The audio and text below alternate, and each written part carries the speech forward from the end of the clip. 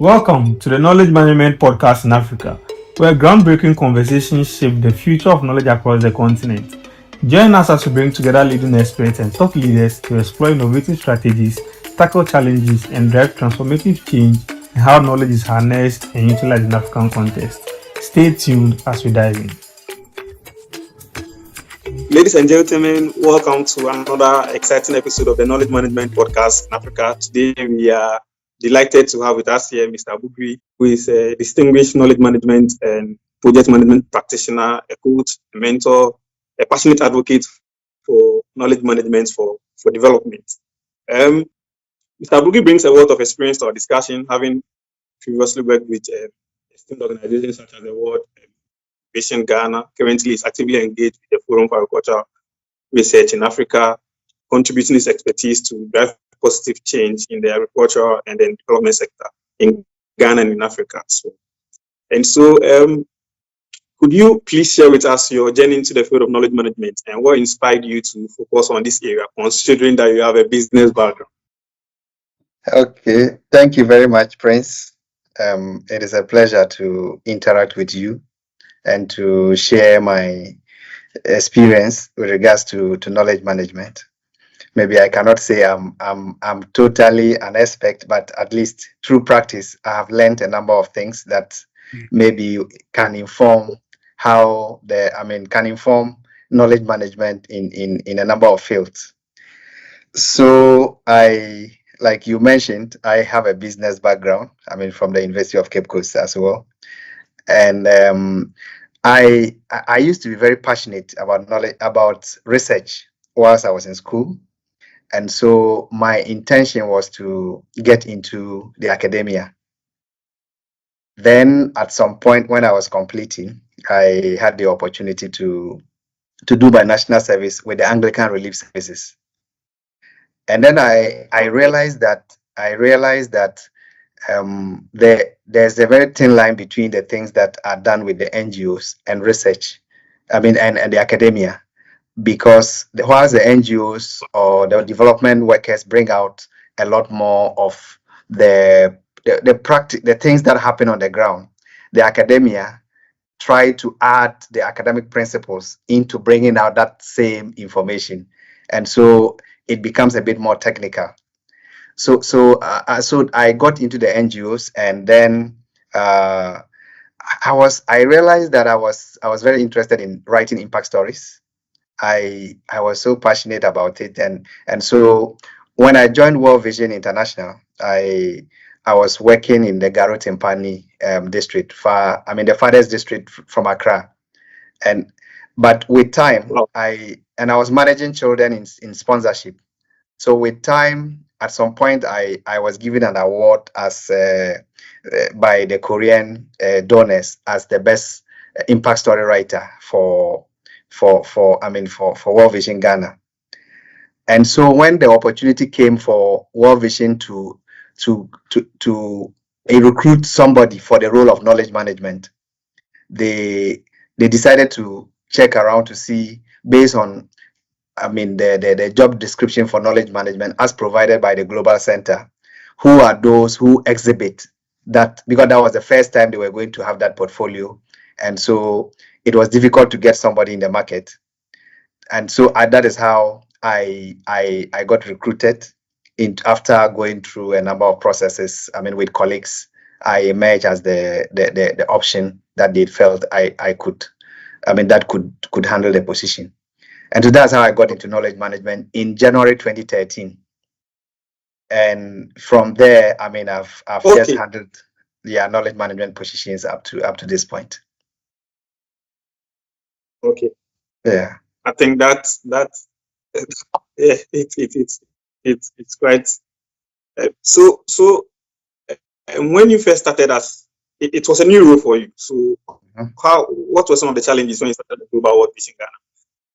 And when it comes to KM, because it means that you have to learn and then learn and then apply. How do you manage it? Was it challenging a bit for you? Yeah, I think it was. We were all confused. Between myself and even my supervisor and the country office, as to how to move on with it.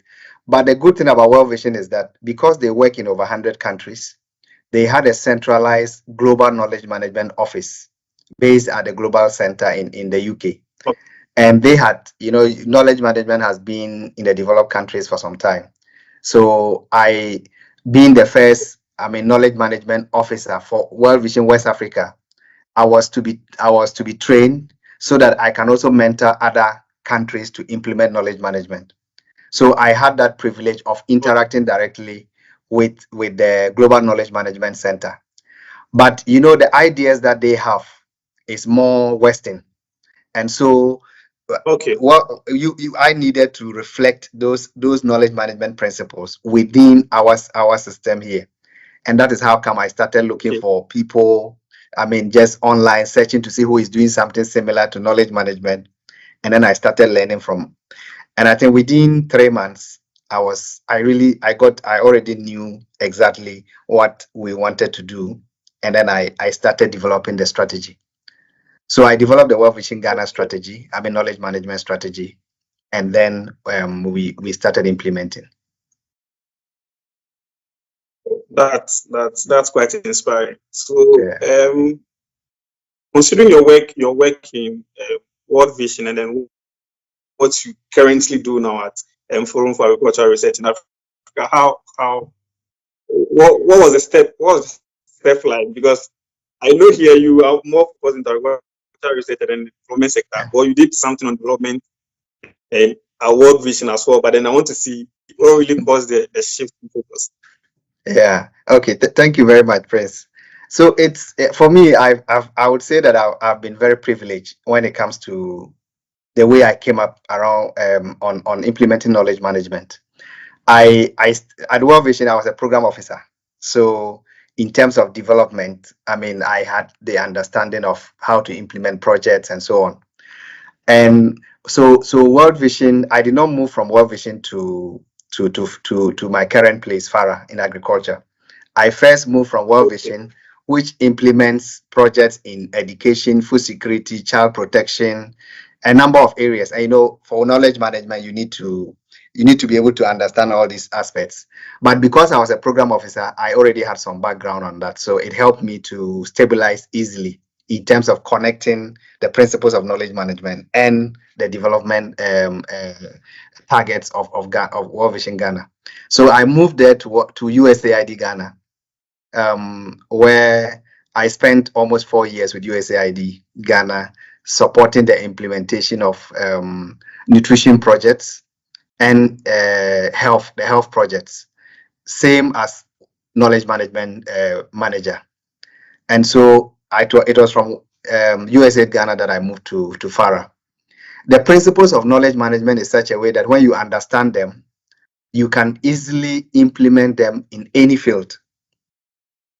They are the same. It is just about changing your mindset from, let's say, if I was doing education, I have to change my mindset into agriculture. But as a son of a farmer, it shouldn't be difficult to switch to anything that has to do with agriculture, even if I did not study it.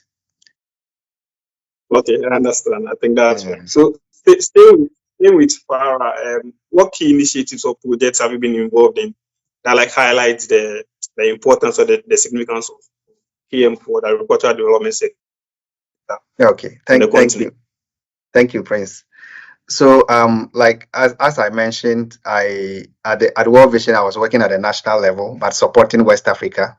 Then at USAID, I was coordinating knowledge management among 24 health projects, and so I had wider kind of understanding, even though it was national.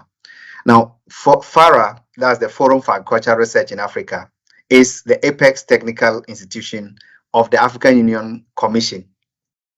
And so it's a continental organization, and it is expected to drive key aspects of the knowledge of agriculture in the continent.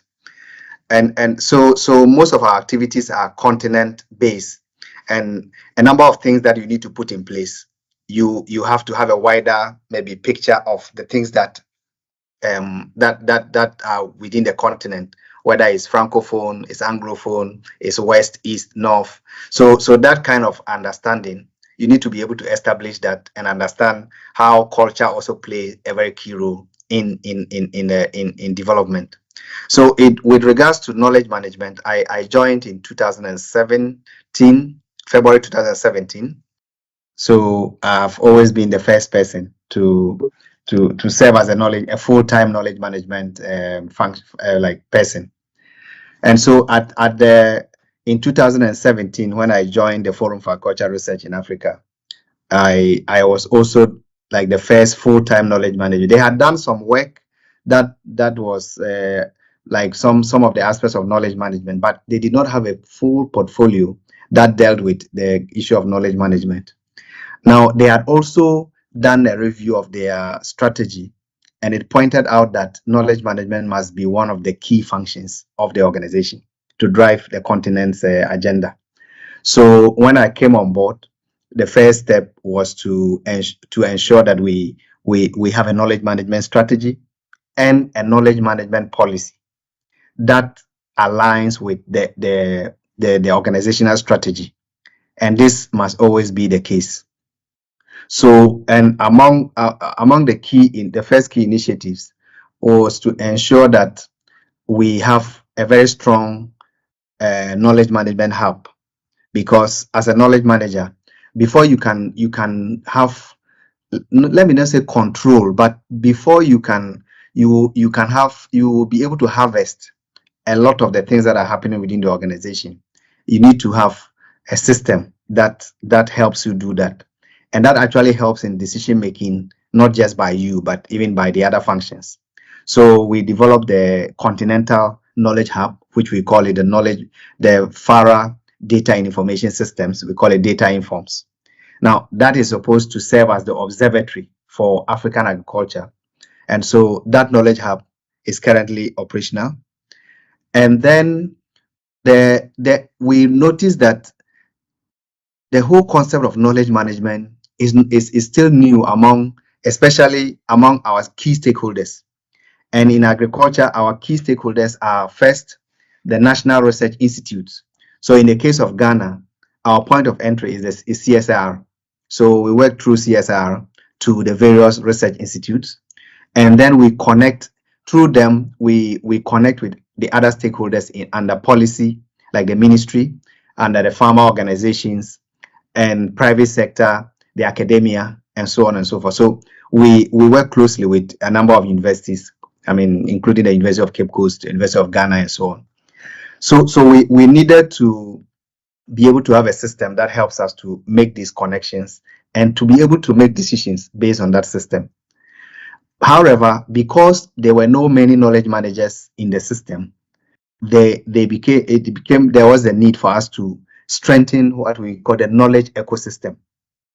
And so in strengthening the knowledge ecosystem, you will need to help people to understand the concepts and principles of knowledge management, and also to advocate for institutions to have functions or like roles for knowledge management officers, so that they can begin to implement some of the tools, the services, and the products of knowledge management. And this led us to what we call the Akosombo Integration Agenda, where we gathered a number of stakeholders and experts to discuss the way forward for knowledge management for agriculture in Africa. Then from there, we were able to develop a model that we currently are implementing, and we are in the 4th year of implementation, called the Knowledge Management for Agriculture Development Challenge. It's a 3-month educational program that also equips our stakeholders to be able to understand the knowledge management principles and also develop their own strategy for implementation. And we've done this for close to 30 countries. This year we are currently is currently ongoing, and we have about 20 participants coming from different countries and also coming from other agricultural institutions like the World Food Program, like the CGR. The CG is the research consortium of this global research consortium made up of a number of institutions. And so currently, we have managed to mobilize all these critical masses in the agri sector to be working around similar mindset or similar understanding of knowledge management. Okay. And so those are the key initiatives that we are currently building. And we believe that we have spent 4 years, in the next 6 years, we should have mainstream knowledge management in a number of countries and in their national strategies. And currently we can mention Botswana, we can mention Ghana, we can mention Uganda. Those are the pioneer countries that have already started mainstreaming. So I mentioned that based on the training, the capacities that we've been able to build around a number of countries, currently over 30 countries in Africa. And the capacity process is such a way that we take the focal person through the knowledge management training, and the person uses the skill within the 3 months to develop the organizational strategy and policy on knowledge management. So it makes them very well positioned to implement it at the organizational level. So and we've done this. Currently, there are a number of countries that have already started implementing. They have mainstream the knowledge management strategy into their national implementation plan for agriculture, and they are doing so. And I had mentioned that countries like Uganda, countries like Kenya, like Ghana, Botswana, Namibia, and currently this week we are having the national level training and stakeholder engagement on the knowledge management in Eswatini, formerly called Swaziland.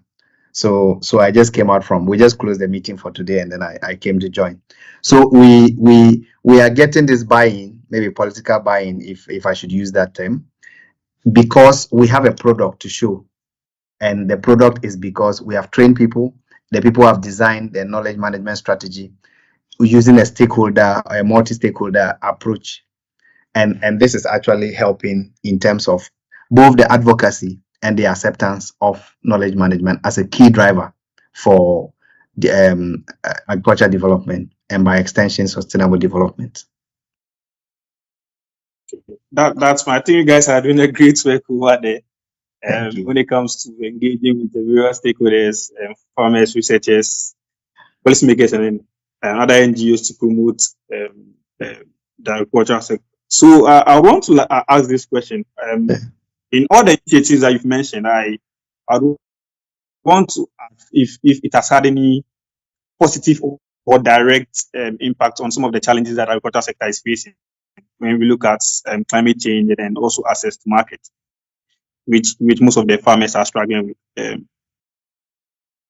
Okay, thank you, Prince. Yeah, so it's made some level of influence, or it has impacted a lot. I mean, knowledge management is actually from what we have come to realize. Knowledge management is very essential for the achievement of the Sustainable Development Goals. We through these engagements, I mean, we are able to get people or get the stakeholders to understand the use of basic principles or basic approaches in knowledge management. For instance, operating a community of practice. So a number of countries now have what we call the National Knowledge Management Partnership. This partnership helps the various sectors in the country to interact with each other. So they have representatives from maybe the Ministry of Finance, the Ministry of Agriculture, all the vital stakeholders within the knowledge ecosystem related to agriculture. They are part of the community of practice. And so this alone already allows interaction. And the principle of knowledge management is to bridge the tacit knowledge gap. That's the knowledge that is intrinsic. So it's about bridging that gap. And so any opportunity that you are able to provide for people to interact in a more coherent manner and with tools to document, that really promotes knowledge management. So this is something that we are doing. We also have a knowledge management community of practice, continental one, which has over 55 members at the moment, including key actors within the agri space, including the African Union Commission. So people are able to share their stories, share their experiences, new ones, learn from the old ones. And for instance, yesterday, during the training, we currently are training a batch of 20 at the moment. We brought the team that completed 2021, 2022. They joined the session yesterday to share their experiences with the new ones. And these are things that are actually influencing the system. Our aim is to be able to strengthen the knowledge ecosystem. There should be connection between knowledge workers so that we will be able to reduce the duplication of efforts, and then to be able to, build the culture of learning and sharing, especially since we have moved beyond knowledge is power to knowledge sharing is power. So we are just trying so hard to ensure that these things are well connected and sustainable within our systems. Okay, that's well noted. I think you guys are doing a great job. But talking about having a national implementation plan for countries, I don't know if, but I think you would be aware that we do not have a standalone program for knowledge management in the universities in Ghana. I don't know for the other countries, but then considering its significance and the importance for the development sector, to be specific, I don't know. I want to hear what's your perception about it. Do you think it's important for the universities to mount it as a standalone course? Okay, thank you, Prince. This is a very important question, and the answer is yes. And knowledge management is very important. The whole challenge has been the fact that maybe there are no people or there are no experts to be able to support in leading and developing the curriculum. But because of that, in Africa, it's not just Ghana, but in Africa, we only have very few universities that are pursuing knowledge management. The few are in South Africa. Now, but for the past 3-4 years that we started implementing the knowledge management agenda, some other collaborations have come up, and some universities at the moment are actually taking up knowledge management as a core, as a core program for the university. First, last 2 years, we were the Makerere University Business School in Uganda established the Knowledge for Development Center. And that Knowledge for Development Center, we had supported them to draft the courses for MSc, for bachelor's, for certificate, and for PhD programs in knowledge management. It's taken off. The university is fully in support of it. It has taken off. I think the first batch of admissions are supposed to happen this year, because the university, they go through a lot of bureaucracies to establish some of these things. So we have that.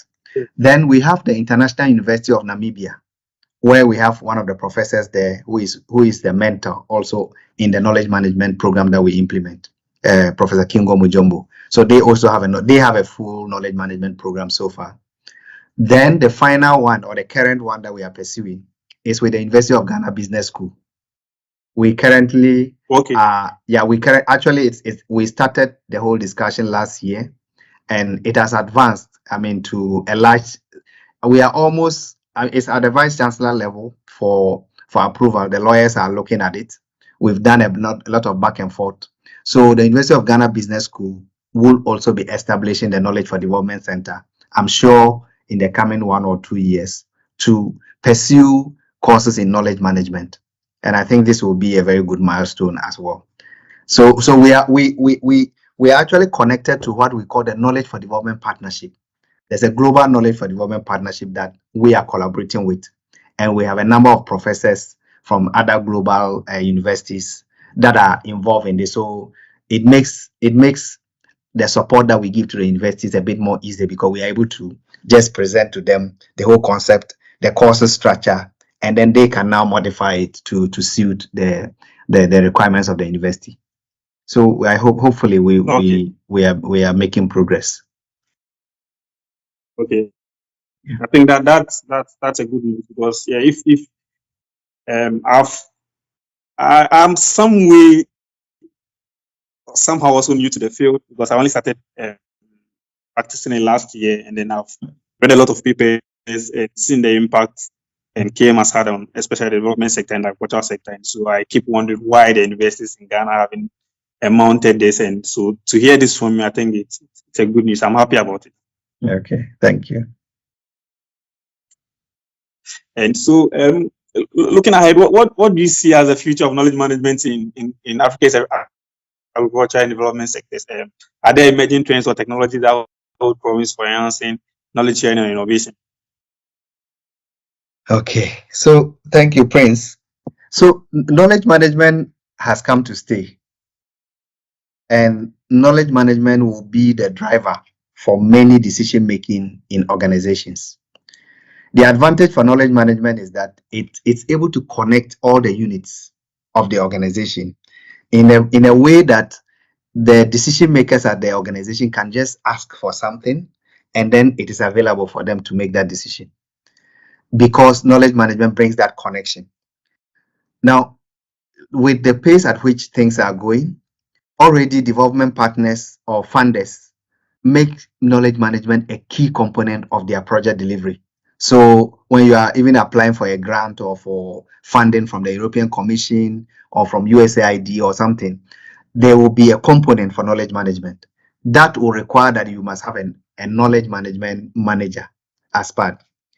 Now, we have been able to unpack knowledge management that in a way that it is not communication, it is not IT, it is not M&E. But it brings together all this expertise or the activities of these functions into one pool, and that gives the organization optimum output.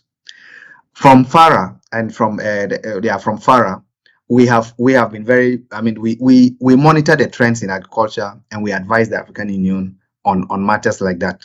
So for the past 2 years, the trend that has been coming up has been not just knowledge management, but agroecology, and then agroecology as one of the key things.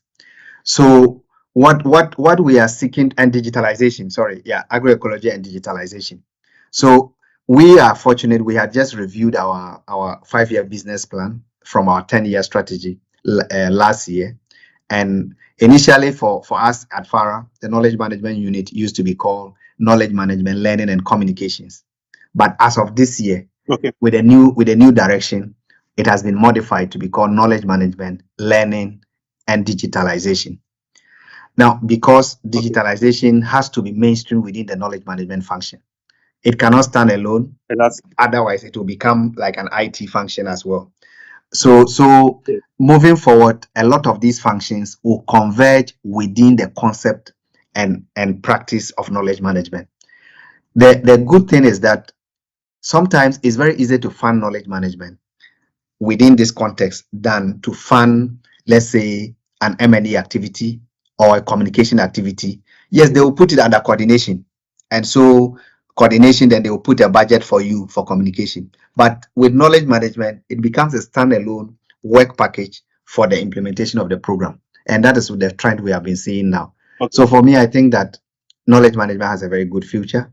We, the practitioners, just need to continue to demonstrate the added value and even beyond, so that managers can be convinced about the value add. Okay. Thank you for sharing that. I have a last question. I was supposed to ask that before this, but then I forgot. You mentioned that you were always the first knowledge manager in almost all the organizations you went to, as they didn't have knowledge management portfolios before you went there. Why do you think that's the case? Is it that they don't know the importance, or they've not heard about it, or they don't deem it fit to be something important for an organization to put in place and implement? Thank you, Prince. I think all that you said form part of the answer that I would give. The knowledge management is a new field, and so people easily confuse it to communication. They confuse it to information management just only, library. They confuse it to IT because of all these components that it brings. So some of those understanding, if you don't have a knowledge manager who understands and can explain to management to see the future of it, it always becomes a bit difficult. And every new thing, the initial people who will do the work will have to they have to push very much for people to understand. So, but fortunately for me, I have managed to, like for World Vision, for instance, by the time I was leaving World Vision as knowledge manager, we had established the unit and we had people that could take over from me. The same way at USAID, we had established the unit and then we had people that could take care. Now, the most important thing for us is to be able to strengthen each other. Like, you have to learn alongside people, let people understand what you are doing, constantly engage them, use the tools of knowledge management to make their work easy or to add value to the things that they do, and make knowledge management a decision support tool, so that when management wants to make a decision on something, it is very easy for the knowledge hub to provide it. And so even at where I work at the moment, that is what happens. Maybe our director can be at a program somewhere, and then he needs to say something on about the organization on something. We have a dashboard that we can easily analyze at the back end, and then we send it to him to do that. So it should be able to provide. They should see the value add to the things that happens within the organization. But it takes a lot of effort because it has to also do with funding. We need to funding need to be available, and then leadership need to commit to it. It will not come easy. Sometimes you have to push a lot. Sometimes you succeed. Sometimes it will be a bit dull. But with consistency, you would come to realize that people, leaders, when they start committing to knowledge management, it also becomes massive. Okay. Thank you so much. Thank you so much. I think I've exhausted all my questions. That's okay. I want to extend my heartfelt gratitude to you, sir, for sharing this invaluable insights and perspectives today. We've explored some of the key initiatives at 𝖪, discussed the transformative power of effective knowledge management practices, learned about some of the success stories that highlighted the real impact of this effort. I would like to thank you again for joining us. We hope to see you more on the episode as the show goes, and then you share some of the initiatives you are doing, and then the challenges and the best practices for upcoming people who also want to go into the field to learn about it. And I want to know if there's anything else you want to talk about. Just to say thank you, Prince. Thank you to the team at Cobot. It's Cobot, eh? And I really appreciate this engagement. Just to assure you that I am the type that is always willing to share. I may be busy, but when I get the time, I want to share as much as possible. Now, also to announce that as part of the knowledge management agenda, we implement an annual knowledge management conference. We call it the Knowledge Management for Culture Development Conference. And this conference is always the trainees who go through the training. After they have produced the product, they present it at the conference for validation. And as they are going through the training, this year, the conference has been planned to take place from 29th to 31st July in Kigali. The first two took place in Ghana. Then this one is taking place in Kigali. I mean, we don't have sponsorship, but it's open to any knowledge worker who is interested in participating at this conference. Okay. Yeah. Thank you. Okay. I think I'll be one of the participants. We look forward. Okay, sir. So thank you so much for joining us. Sir, Thank good you so day. much, Prince. It is my pleasure. Thank you for tuning in to another insightful episode of the Knowledge Management Podcast in Africa. We hope today's discussions have provided valuable insights and actionable takeaways for maximizing the potential of your knowledge assets. To stay connected with our community of practice and continue the conversation, join us on LinkedIn at Knowledge Management Professionals in Africa. Don't miss out on being part of the transformative movement shaping the future of knowledge management on the African continent. Until next time, signing off.